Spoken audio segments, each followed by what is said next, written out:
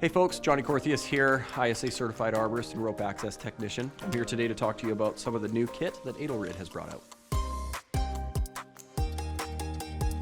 All right, so what we have here is a casualty that have fallen onto their backup device while they're still in ascent. One of the cool things that the fuse can do for us is we can actually use it to aid in the changeover on our casualty. And I'll kind of show you how that works.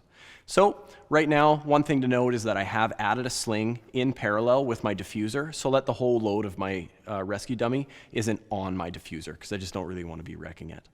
So how do we get our casualty out of here? Very simple. First, we install the line into their descender and we take up some of the excess slack.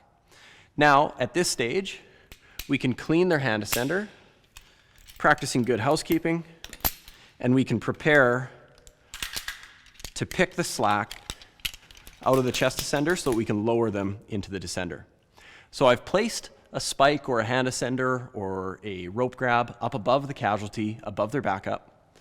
And now by redirecting the fall of their line above their backup, still in lock position, I can use this to hoist my casualty and get them out of their ascender.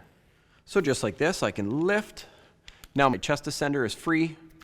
I can take up some excess slack, and now I can exit the system.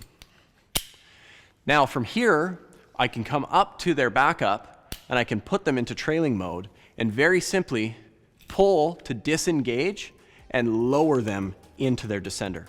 Now at this stage, if I was connected to their ventral to keep them seated, we could lower out together on independent descenders, or I could bridge the gap and we could come down on a single system.